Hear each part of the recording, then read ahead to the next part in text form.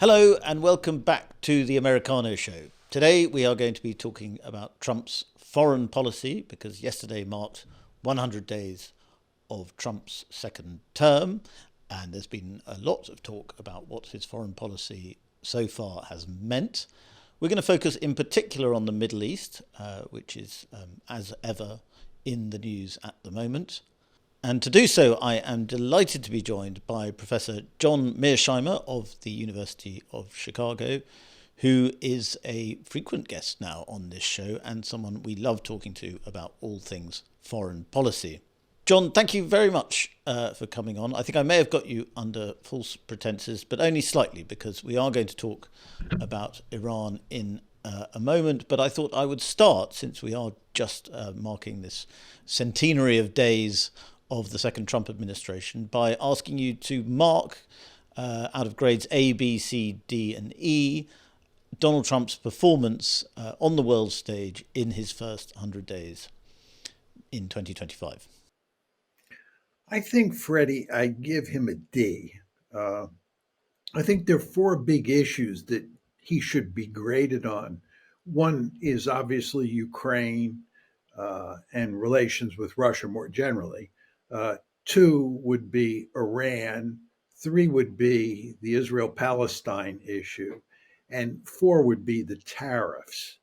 Uh, I think with regard to both Ukraine and Iran, I think his instincts have been excellent. I think he understands, let's start with the Iran case, that it's better to come up with a negotiated solution to this problem and to avoid a war. And he's working hard to pursue some sort of diplomatic solution. So I give him credit for that.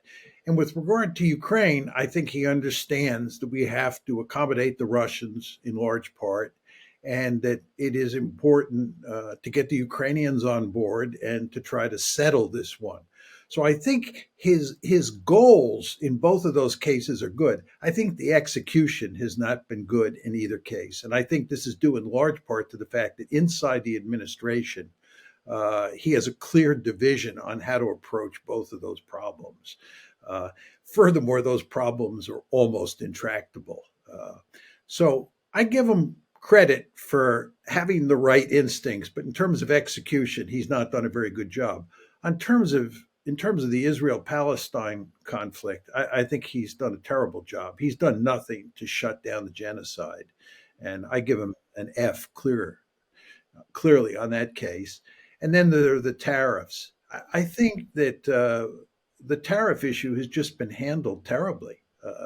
It's quite clear that he didn't have a coherent strategy or a coherent logic underpinning the tariffs. And they've bounced all over the place with regard to, instituting tariffs, then taking them off.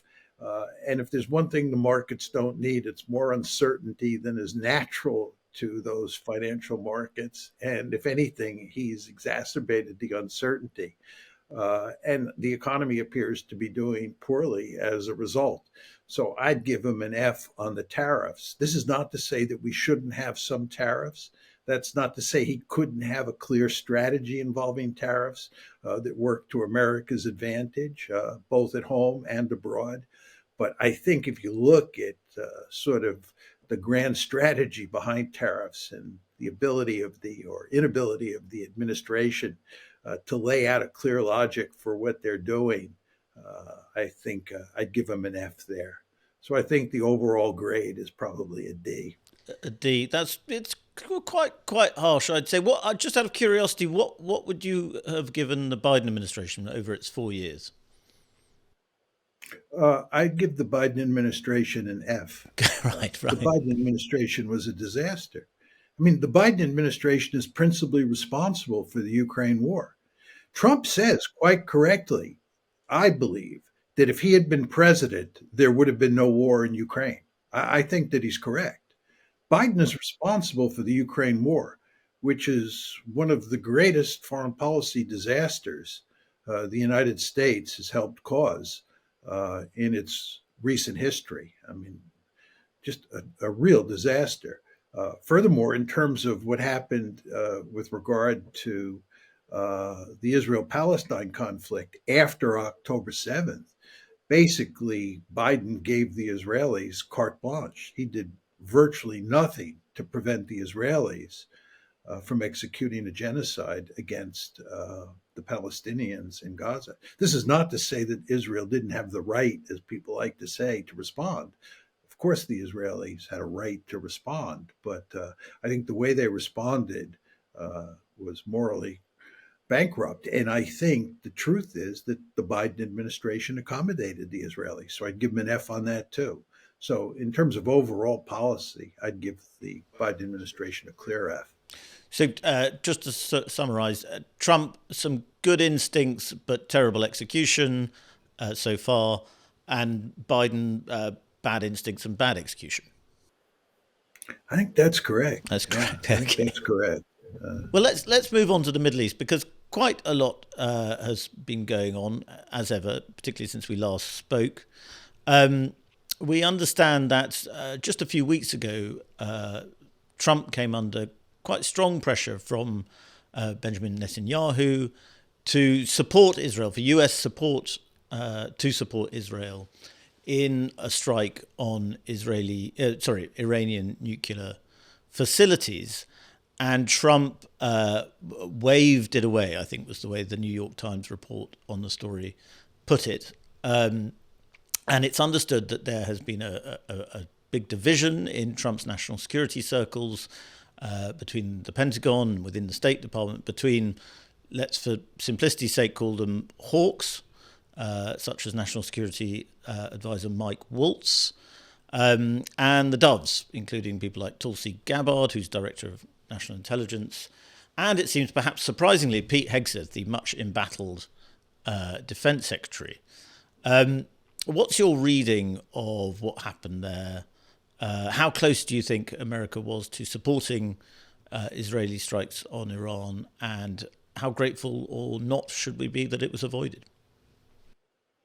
Well, I believe the Trump administration, certainly President Trump, Vice President Vance, and a handful of Trump's other lieutenants want to avoid a strike on Iran. And I think for good reason. First of all, even if we were to strike, and we're talking here about the United States, strike the nuclear facilities in Iran, it's not clear that we could destroy their reprocessing capability, their ability to reprocess uranium. And that, of course, is the key. It's not clear that we could destroy it. Furthermore, it's not clear that if we destroy it, they won't rebuild it.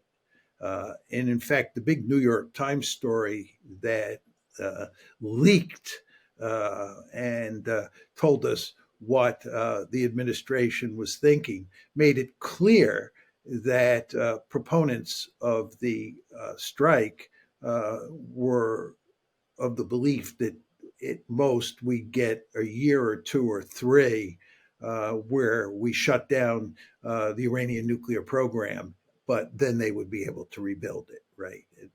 So it's not like, it's just very important to understand, it's not like we can go in there and decisively wipe out this enrichment capability and the Iranians can't rebuild it, right? So when you start thinking about just the military dimension here, whether you can take out the enrichment capability and whether you can eliminate once and for all, a strike doesn't look so attractive.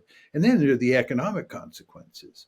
You want to understand that if we go in there and take out Iran's nuclear capability, we're talking about a huge target set. We're going to do an enormous amount of damage to that country. And the question is, how will the Iranians retaliate? And if they retaliate by trying to shut down the oil coming out of the Persian Gulf, this will have catastrophic consequences on the world economy. And Trump certainly does not want that. So if you can solve this one diplomatically and you don't have to use military force, it makes eminently good sense to try to solve it diplomatically.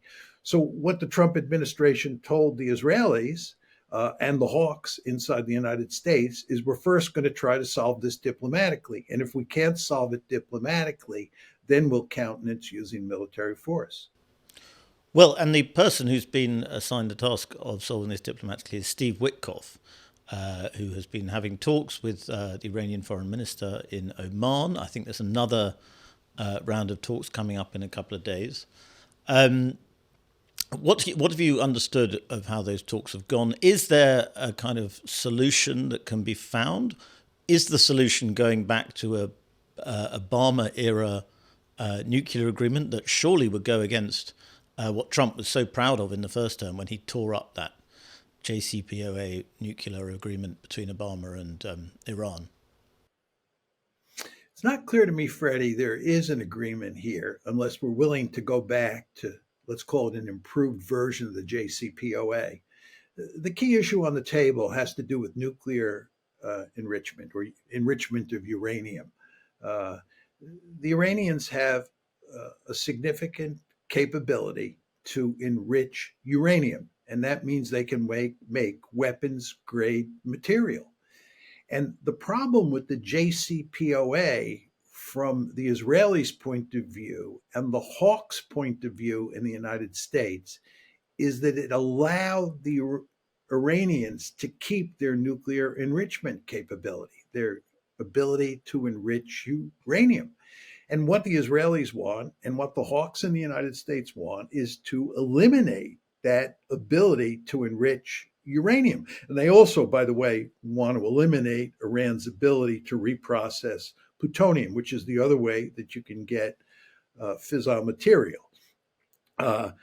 But the Iranians, very importantly, have made it clear that they are not getting rid of their enrichment and reprocessing capability. So the question you have to ask yourself is how do you reach an accommodation if the Americans and the Israelis insist on eliminating Iran's enrichment capability and the Iranians say that's unacceptable? It just seems to me there's no deal to be had. So the best you can hope for is sort of what you got with the JCPOA, which is they keep their enrichment capability, their ability to enrich uranium, but you put significant caps on how much enrichment they can do. You keep them far away from where they can enrich uranium to the point where it's weapons grade material. And you have extensive inspections. And you have an agreement that has no sunset clauses. In other words, it's an agreement that goes on forever and ever. And that's the best I think you can hope for if you're the Americans. But for the right-hand side of the political spectrum in the United States and for the Israelis, this is unacceptable. And they demand, therefore, that we go in and we bomb the nuclear sites in Iran. And the question Trump is going to face is whether or not he thinks it's worth telling Witkoff to tell the Iranians that we'll accept a JCPOA-like agreement or not. That is, I think, the issue staring us in the face. What do you make of the role of Witkoff? Because I think when he was appointed as a Middle East envoy, there was perhaps a slightly anti-Semitic or perhaps paranoid suspicion that he would be a kind of Israel shill. Because in Trump's first administration, Jared Kushner was put in charge of Middle East policy, and he, as an Orthodox Jew, he seemed to be taking a lot of advice from, fiercely pro-Israel voices, and essentially orchestrating America's foreign policy in ways that made Israel content. Witkoff, it seems, has been willing to push back on the Israelis and actually seems to have wound them up a bit. Is that what you're reading into this? I think on the Iran issue, everything we've seen with Witkoff, at least in the public record, indicates that he is pursuing an agreement that the Israelis are very unhappy with. He's made it clear that he could live with an improved JCPOA. And in fact, the Israelis and the Israel lobby and the right-hand side of the political spectrum inside the Trump administration have put significant pressure on him to walk back his comments that indicate he might be willing to live with Iran having some sort of enrichment capability. So I don't think you could accuse Witkoff of being a shill for Israel. I think Witkoff basically acts as Trump's alter ego, right?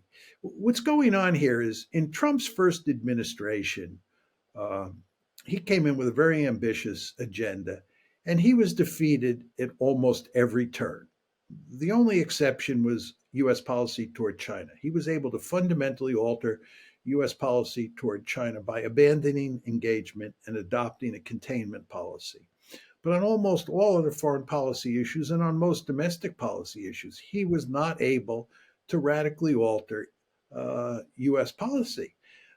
You want to remember that he wanted to have good relations with Vladimir Putin. He wanted to fundamentally alter U.S. relations with Russia in his first term, and he failed. He was beaten back by the blob. He was beaten back much the way Obama was beaten back. So he determined when he came into office this time that he was going to do things differently. And what that meant was bringing in outsiders, not relying on people in the foreign policy establishment, but bringing in outsiders to help him execute his policy. And the two key outsiders that he brought in were Elon Musk and Steve Witkoff, because he could trust them. He doesn't trust Marco Rubio or Michael Waltz as far as he can throw them. They're part of the blob. It's no accident that they've opposed him in good part on a lot of these key issues. That's exactly what he expected. That's why he wants Witkoff. And you'll notice, Freddie, that Witkoff not only handles the Iran portfolio, he handles the Russian portfolio, and he handles the Netanyahu portfolio. He handles three portfolios. And you'll also notice that he has hardly any staff. It's not like he goes places and he has 5 or 6 people with him who are his close advisors. All of this indicates to me that it's basically Trump and Witkoff together trying to figure out how to deal with the blob, which is well represented inside of his administration. But again, both Trump and Witkoff, in my opinion, are willing to cut a deal with the Iranians because I think both of them understand that a war with Iran is not in America's national interest, to put it mildly, at this point in time. But the $64,000 question, of course, is whether they can actually work out a deal and then sell it inside the United States and sell it to the Israelis. Well, another outsider that he brought in was Pete Hegseth, the Secretary of Defense, who was, people might call him a Fox News blowhard and so on, but he's not part of the DC foreign policy establishment blob that you're talking about. And his department, since that visit from Netanyahu, since Trump waved away Israel's push to launch a strike on Iran, a lot of his top team have been fired as part of an investigation to leaks. And it could be to do with Signalgate. It might be that a lot of people are putting 2 and 2 together and making 6. But he certainly is now under pressure, perhaps because he's not part of that blob. I think he is not part of that blob. I think what you're saying is correct, Freddie. I think that there are 4 players who do not fit into the blob's policy agenda, or do not fit well with the blob's foreign policy agenda. 1, of course, is Trump. 2 is Witkoff. 3 is J.D. Vance. And 4th is Hegseth. You want to remember, Hegseth was the person who came to Europe, went to Brussels on February 12th. This is 2 days before J.D. Vance's famous speech at the Munich Security Conference. But Hegseth gave a speech in Brussels on February 12th. It's a very important speech. It doesn't get that much attention anymore, where he basically said that we are interested in greatly diminishing our role in Europe and pivoting to Asia. Pete Hegseth is a China hawk. And what he wants to do is he wants to reduce our presence, he wants to reduce our footprint in Europe, and he wants to reduce our footprint in the Middle East. He doesn't want to get involved in a war over Iran because he wants to be able to fully pivot to East Asia so that we can contain the Chinese. And of course, this is what Vance, Trump, and I believe Witkoff would like to do as well. So I think that Hegseth is basically with Trump in terms of what to do on Iran. But then we had these purges in the Pentagon, which, to be frank, Freddie, I find hard to read as to what was going on. I've read a number of articles. It's just hard to make sense of how much of this had to do with personality disagreements, how much of it had to do with policy disagreements, and exactly who disagreed with who and what's going on. But a lot of people do interpret it as a purging of restrainers, people who did not want to attack Iran. And that looks to be the case. What that means for Hegseth's views and what that means for the Trump administration's views is very hard to say. If I could make one other point on this, Freddie, at the start of the show, you asked me to grade Trump's actions so far on the foreign policy front. And I think as I laid out my thinking, what you see is that Trump is dealing with a lot of big and very difficult policy issues all at one time. And it's very difficult when you're dealing with different foreign policy issues, right, to keep your eye on the ball and not let other issues interfere with how you deal with a particular issue. So the problem that Trump faces is that if he takes a controversial view on Ukraine, he cuts against the grain. He cuts against what the Europeans, the Ukrainians, and the hawks in his administration want on Ukraine. That greatly limits what he can do on Iran because he's not in a position where he can go against the majority on two issues at the same time. So I think he's in a situation where he is dealing with two problems, Ukraine and Iran, where there is no obvious solution, and where one can argue that for him to go down one particular road, he's going to pay a significant price. That's going to limit what he can do on the other road. So it's important, I think, to emphasize here that Iran and Ukraine are tied together with a number of other issues as well. In other words, if the tariffs really do great damage on the home front to Trump, that will even limit what he can do on the foreign policy front. So he has a lot of balls in the air here, and some of those other balls may affect the Iran ball. Yes. Well, it was interesting after Trump's big phone call with Putin that one of the things that came out of it was that they had discussed Iran and Putin putting pressure on the Iranians as well as America and the West. And so it seemed like Trump was almost willing to give Putin a bit of room on the Ukrainian question if he was willing to help on the Iranian question. I'd take it a step further.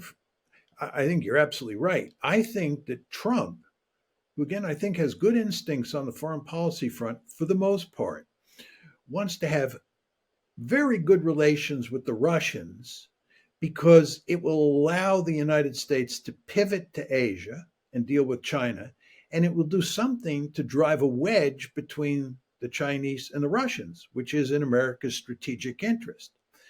But furthermore, as you point out, we're going to need all the help we can get on the Iranian front, and we need the Russians to help us. But if we don't have good relations with Russia, and we can't work with the Russians to shut down the Ukraine war, then the Russians have powerful incentives to cooperate with Iran.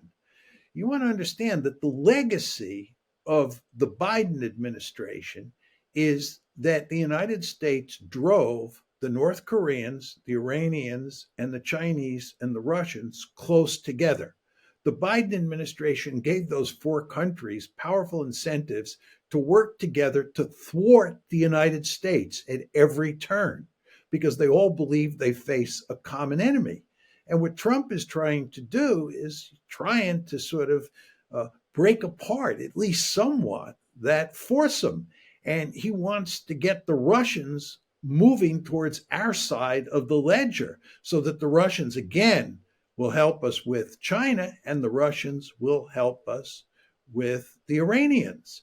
But I don't think he has been successful. I don't think he is going to be successful with the Russians. And the end result is that the Russians are likely to continue helping the Iranians in serious ways.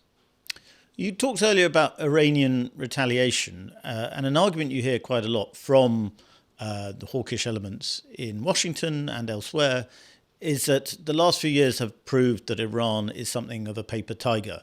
It has been put under considerable pressure on a number of fronts. Its proxies have been attacked, and it has not really necessarily responded that aggressively. It isn't quite as fearful as has been often made out. I imagine you disagree with that argument pretty strongly.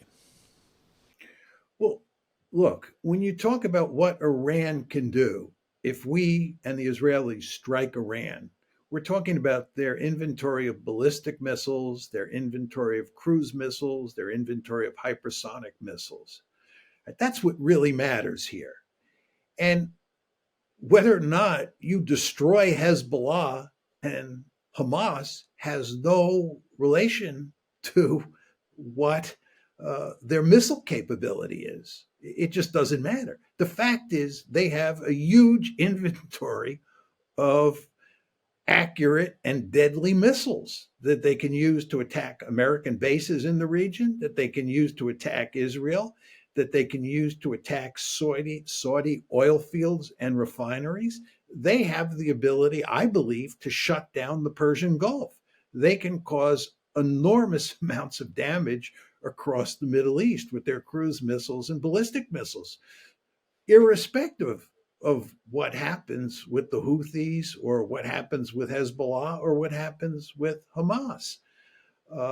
So I think the idea that you're dealing with a defanged Iran, an Iran that can't do much of anything because it's been so greatly weakened, is a foolish way of thinking about the Iranian threat. And what do you think of Netanyahu's?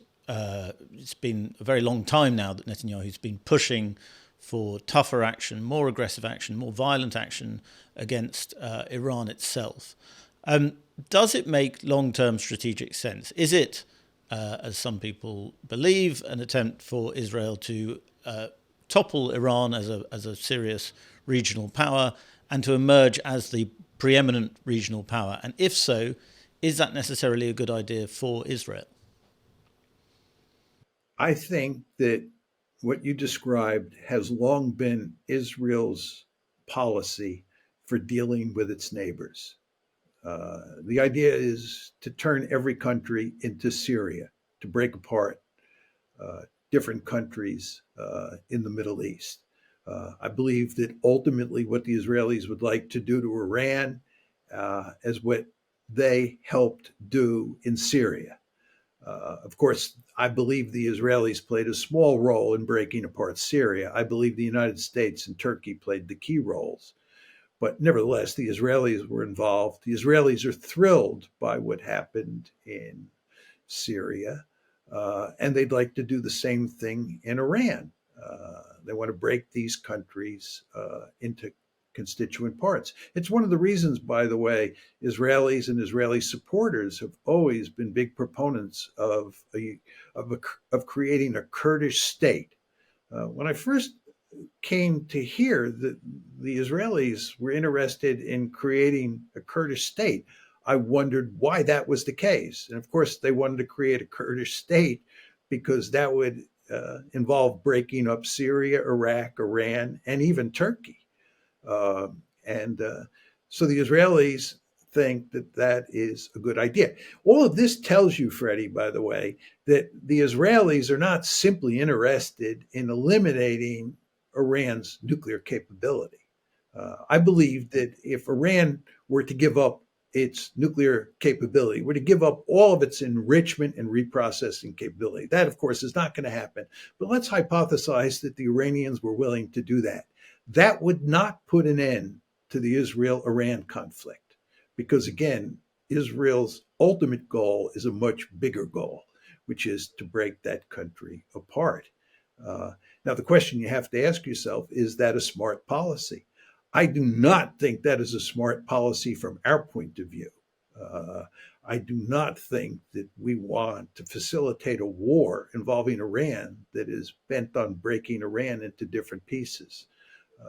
I think it'd be strategically foolish. I think the Biden administration recognized that a war with Iran made no sense. And I think Trump understands that. So it's not in our interest. I actually think it's not in Israel's interest. I think that if you look at Israeli foreign policy today, you look at what they're doing with regard to ethnically cleansing the Palestinians, with regard to being deeply involved in Syria, deeply involved in Lebanon, alienating the Jordanians, alienating the Egyptians, wrecking their reputation around the world. I don't see what good this does for Israel. I think Israel is pursuing a foolish foreign policy. And I think trying to break apart Iran into a number of different states or just weakening it in a serious way does not make good strategic sense for Israel either. I mean, I suppose Israelis would say they're in a tough neighborhood, and they would benefit from weakening their greatest adversary. I think that Israel is by far the most powerful state in the region when you look at its conventional forces. Secondly, it's joined at the hip with the United States. And number three, it's the only country in the region that has nuclear weapons. The idea that this country lives in a precarious strategic situation is, in my opinion, not a serious argument. The greatest threats to Israel are internal. It's the centrifugal forces that are tearing apart the society. There are all sorts of articles today, and there have been for the past few years, on the potential for civil war inside of Israel.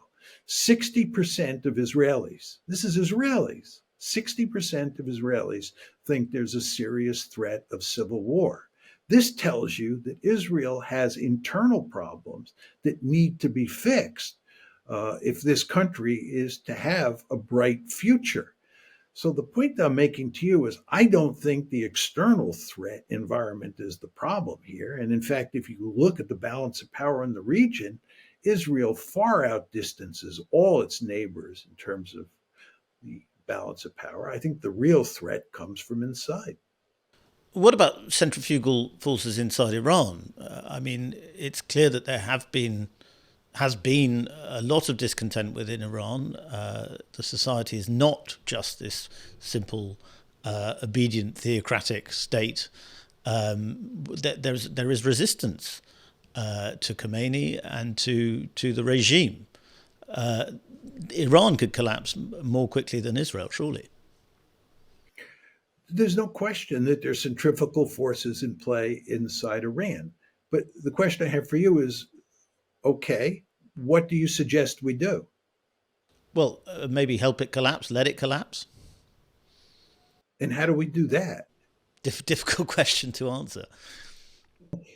I mean, the Israeli solution is to bomb Iran, a massive air offensive involving the United States and Israel against Iran.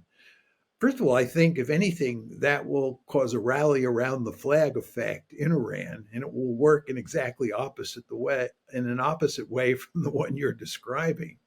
But furthermore, when you get into the business of social engineering on the foreign policy front, Freddie, you invariably get yourself into huge trouble. You want to remember, we tried to do social engineering in Afghanistan. How well did that work out? We tried to do social engineering in Iraq. How well did that work out? We tried to do social engineering in Libya. How well did that work out? I could go on and on. Vietnam. I've learned that Vietnam, exactly. I cut my teeth on Vietnam. I was in the American military from 1965 to 1975, which was coterminous with the Vietnam War. Uh, and I learned in those years that you want to stay out of places like Vietnam. If you think you can go into countries like Vietnam, Iraq, Afghanistan, and do social engineering, you're going to get yourself into one well of a lot of trouble. And I would note to you, Freddie, the Soviets went into Afghanistan before we went in. And that did not work out very well. And the British were in Afghanistan before the Soviets, and that did not out very well. And the French were in Vietnam before we were in there, and that did not work out very well. And oh, by the way, after we left Vietnam in 1975 and 1979, the Chinese invaded Vietnam, and they got their snouts whacked. You want to stay out of these countries. You don't want to get involved in social engineering. And you certainly don't want to get involved in social engineering at the end of a rifle barrel. Well, that is something, again, going back to your point about Trump's instinct, that's something that the Trump administration appears to understand much more clearly than its predecessors.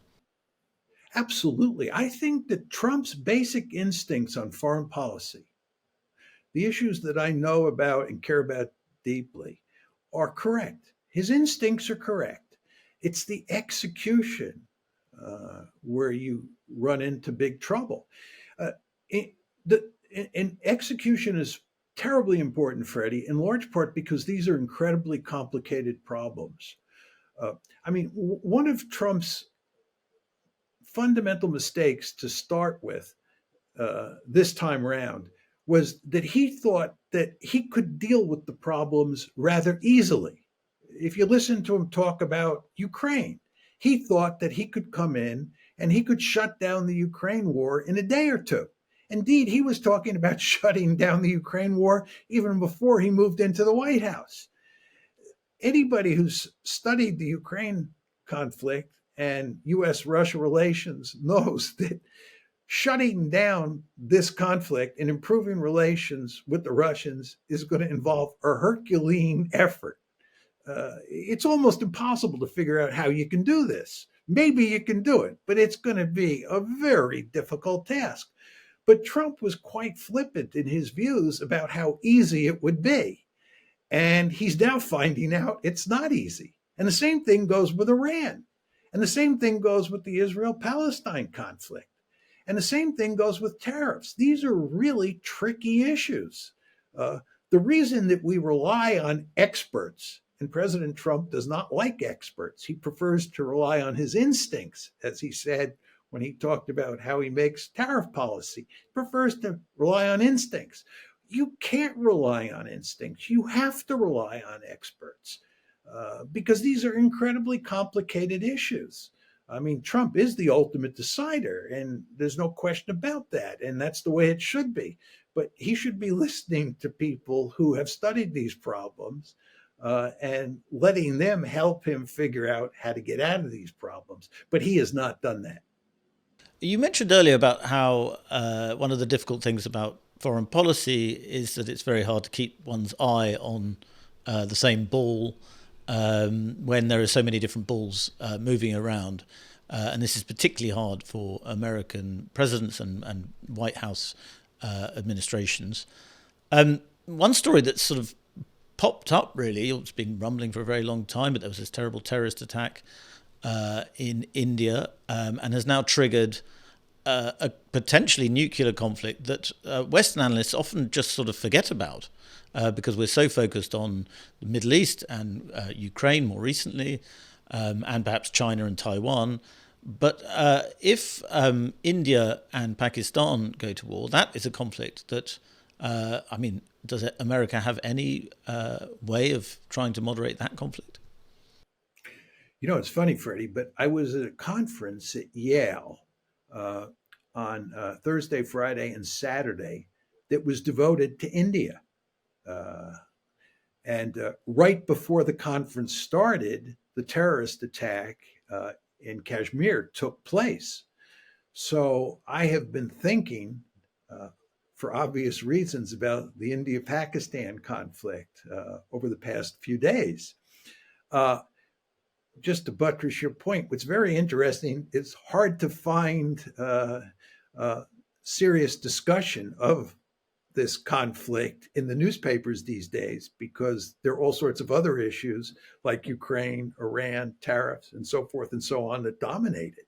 So this issue has been pushed off to the side in a very important way because not only President Trump, but all of us can only deal with so many issues at the same time. Now, this is a very dangerous situation. These are two nuclear armed countries that have a history of fighting wars. And in the past, the United States has intervened in crises between these two countries to go to great lengths to shut them down. Mainly what we've tried to do is make sure that the Indians didn't launch a major attack against Pakistan, which would then lead Pakistan maybe to use nuclear weapons. But you don't have the sense that the Trump administration is paying careful attention to this conflict or that President Trump will intervene in a major way to dampen down the tensions the way previous presidents have, because he's so busy on so many other fronts. So it could be the case, let's hope this is not the case, that this one could spin out of control and you could have a real war and nuclear weapons might even be used.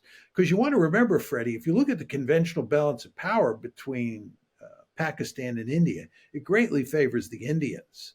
And we've always feared that a conflict that started off at the conventional level would escalate to the nuclear level because the Pakistanis would feel compelled to turn to nuclear weapons if they were losing conventionally, which we expected to happen. None of this is to say that in the past or even now, a war will happen and nuclear weapons will be used. But the fact is there is real potential for a real war and there is real potential for nuclear use. And in that kind of situation, you want President Trump, you want the United States to be deeply involved in trying to settle this short of a shooting match. But I don't have the sense that that's what we're doing. Maybe we are, and I'm just not reading about it. Let's hope that's the case. But this is just another example of another ball in the air. Well, I wonder if you were pretty down on tariffs earlier, but I wonder if this is an area where tariffs can give America substantial negotiating leverage. I mean, J.D. Vance visited India last week. Yet last night, Trump suggested that a free trade deal was on the horizon. I don't know whether the situation in Kashmir has been part of those discussions. I don't think anybody has said so publicly. But surely America could say, you might want to hold off retaliating, or you might want to do what we want in this conflict, or this free trade deal that we are now in the process of agreeing will be out the window. I don't think we would do that. I think relations between the Trump administration and the Modi administration are very good, and we're not likely to play hardball with Modi in the way you just described. But maybe that's the case. I do agree with your general point that although I think that tariffs, the way they were implemented, made no sense, I do think that the possibility of walking back the tariffs does give us leverage over allies and adversaries alike. So I think that we do have some leverage there. Maybe Trump could tell the Indians that he'd give them a real sweetheart deal if he felt they were on the verge of going to war and Trump didn't want them to go to war. But it's just hard to say what's going on with regard to U.S.-Indian relations over the Kashmir crisis at this point in time. You've touched on China a couple of times. It seems to me, looking at almost everything the Trump administration does, whether it's the war on DEI in Harvard, and that actually involves fighting back against a lot of Chinese influence in American higher education institutions, or whether it's the Panama Canal, the Gulf of America, as it's now called, or whether it's Greenland, or whether it's even Iran and the Middle East and Ukraine too, and of course Taiwan. China is increasingly the main strategic focus. And the Trump administration, all the sound and fury that it makes on the world stage, there's always a Chinese element in its thinking. There's no question about that. You want to remember what I said about Trump's first administration, right?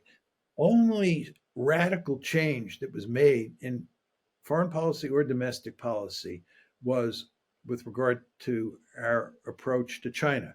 Up until 2017, when Trump moved into the White House, the United States had pursued a policy of engagement with China. This was true in Republican administrations, and it was true in Democratic administrations. Both the Clinton administration and the George W. Bush administration played a key role in bringing China into the World Trade Organization, which helped China grow its economy by leaps and bounds. But when Trump came into office in 2017, he abandoned engagement and he did a 180-degree turn and adopted a policy of containment. So Trump has had his eye on China as a potential threat for a long time. And as I said, he also was interested in improving relations with the Russians in his first administration, because he wanted to have good relations with the Russians so that we could pivot to Asia and so that we could peel the Russians away from the Chinese, right? So from the get-go, Trump has been very oriented towards containing China. Biden, it's important to emphasize, Biden followed in Trump's footsteps. Biden did not go back to engagement. He stuck with containment. And in fact, you could argue that Biden was tougher on containment vis-a-vis China than Trump was in the first administration. Now, Trump is back to dealing with China. He wants to focus on China. This is what we were talking about when we focused on Pete Hegseth before. Hegseth is a China hawk. He wants to contain China. There's just no question about that. And you want to understand what's happened here, Freddie, is that since 2017, when Trump first moved into the White House, the balance of power between China and the United States has shifted in China's favor. We meaning the United States, is still the most powerful state on the planet. China is clearly number two, but China is closing the gap. And the United States lives in mortal fear that the Chinese are going to dominate cutting edge technologies moving forward. We have a competition with the Chinese as to who's going to develop sophisticated technologies moving forward. And the great fear in the United States is that the Chinese are going to beat us at that game. And that's going to have huge economic consequences. And furthermore, as the Chinese economy grows and closes the gap between its size and the size of the American economy, it takes that economic wherewithal and translates it into military might. So the Chinese military is growing more and more powerful with the passage of time. The Chinese are not only building military forces that will be useful in East Asia, they're also developing power projection capability. They're building a blue water navy. They want a military that can go along with their Belt and Road Initiative. The Chinese are imitating the United States, and this really spooks the Americans, and the Americans want to contain China. Again, as I said, this was true of the Biden administration, and it is certainly true of the Trump administration. But what you want to understand is that because we're pinned down in the Middle East and we're pinned down in Ukraine, it's very difficult for us to pivot to Asia. The best example of this, and it's a very important example, is our war against the Houthis, right? The United States has huge numbers of naval assets deployed in and around the Red Sea for purposes of fighting against the Houthis. What's happening is we are expending huge amounts of ammunition against the Houthis that is needed for East Asia. We have large numbers of naval forces in the Middle East that should be in East Asia. It just shows you the difficulty we're having pivoting to Asia to deal with China. And this is all at the same time that China is growing more powerful militarily. And again, this gets back to the Iran scenario. Do we really want to launch a major war against Iran that will go on for a long period of time, that will necessitate keeping large numbers of American forces in the Middle East for a long period of time, when we have to be principally concerned with East Asia and containing China? And of course, the answer to that is no. I I think what you in relation to China, I think what you're talking about there is what people in your world call the Thusidities trap, which I believe was Allison's term, was it originally? That two superpowers cannot really exist together, or at least one superpower cannot replace another superpower without there being a major war. Do you think that trap has inevitably been sprung? Is springing? Is a major conflict between China and America inevitable? Let me tell you what my basic argument here is. The Thucydides trap is an argument that Graham Allison laid out, which is different than mine. My argument is that any great power in an ideal world wants to dominate its region. It wants to be a regional hegemon. It wants to be by far the most powerful in its region of the world. And it also wants to make sure that it does not have a peer regional hegemon. The United States is the only regional hegemon in modern history. We dominate the Western Hemisphere. There is no threat to the United States from any other country, military threat, from any other country in the Western Hemisphere. We are a regional hegemon. At the same time, we go to great lengths to make sure that there is no other regional hegemon either in Europe or in East Asia. Therefore, we went to great lengths to help defeat Imperial Germany, Nazi Germany, Imperial Japan, and the Soviet Union. We played a key role in putting all four of those countries on the scrap heap of history because the United States does not tolerate peer regional hegemons. The problem that we face with China is because it's so powerful, it threatens to dominate all of Asia the way we dominate the Western Hemisphere. And that is unacceptable to the United States. And this largely explains why President Trump, when he moved into the White House in January 2017, abandoned engagement and pursued containment policy. And it's why Joe Biden doubled down on Trump's containment policy, because both of them understood that China cannot be allowed to become a regional hegemon. Now, one final point. It does not mean that war is inevitable. With regard to Imperial Germany, Imperial Japan, and Nazi Germany, obviously there were wars, world wars, and the United States got involved to prevent those countries from becoming regional hegemons. But if you think back to the Cold War, which you and I know well, in the Cold War, thankfully, we did not have a hot war. It was a Cold War.